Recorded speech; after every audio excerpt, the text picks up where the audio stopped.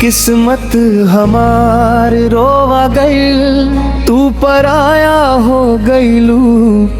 दिलवा के सजावल सपना पल में खो गईलू।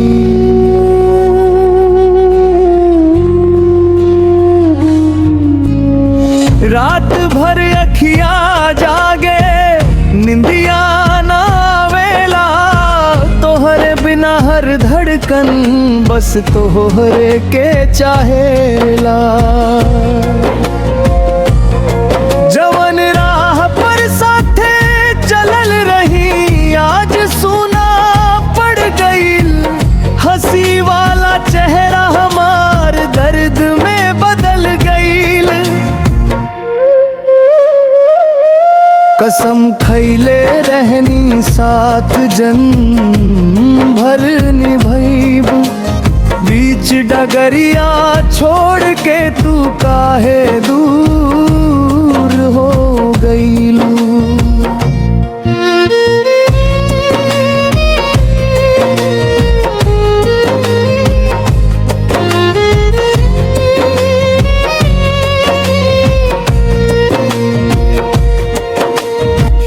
बरखा के हर बूंद में तो हार चेहरा देखीले। हर सांस में तो हर नाम धीरे धीरे लेखीले। दुनिया कहे भुलादा, दिल माने लाना। तोहरे बिना ही जिंदगी अब जियल जालाना। किस्मत हमार रोवा गईल, तू पराया हो गईलू। दिलवा के सजावल सपना पल में खो गईलू।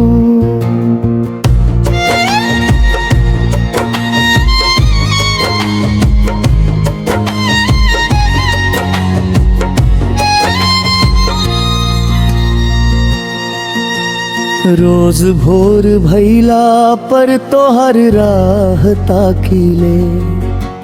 टूटल दिल के पीड़ा चुपचाप सहीले।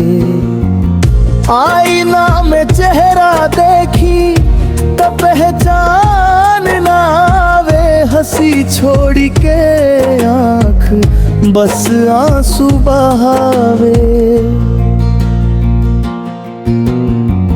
गाँव के गली ओ पीपल के छाँव, हर जगह गूंजे पे तोहरे नाम। जहवा बैठ के सपना सजवले रही, कोई जगह आज अकेले रोवले बानी। चिट्ठी ना आइल न कवनो खबर, टूट गईल दिलवा बिखर गईल शहर। लोग पूछे काहे इतना चुप बाड़, का बताई दिलवा जो तोहरे पर अड़ल बबा। रात के तारा गिनत गिनत भोर हो जाला। तोहरे याद में हर सपना चूर हो जाला। भगवान से बस इतने दुआ मांगी ले, जहवा रहो खुश रहाई बात कही ले। मोहब्बत सच्ची रहल तनी एहसास करिह। कबो ता अपना दिल से हमके याद कहिहा। अगर लौट के ना सकतई है बतईहा। हमरा प्यार में आखिर का कमी रह गईल। हम तो आजो तोहरे इंतजार में बनी टूटल सपना के राख संहारत बानी। जिंदगी भर तोहार नम दिल में बसाईब, आखिरी सांस तक तोहरे गीत गाइब।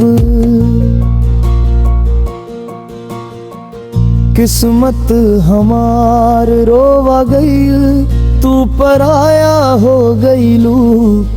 दिलवा के सजावल सपना पल में खो गईलू। रात भर अखिया जागे निंदिया ना वेला, मरते दम तक ई दिल तोहर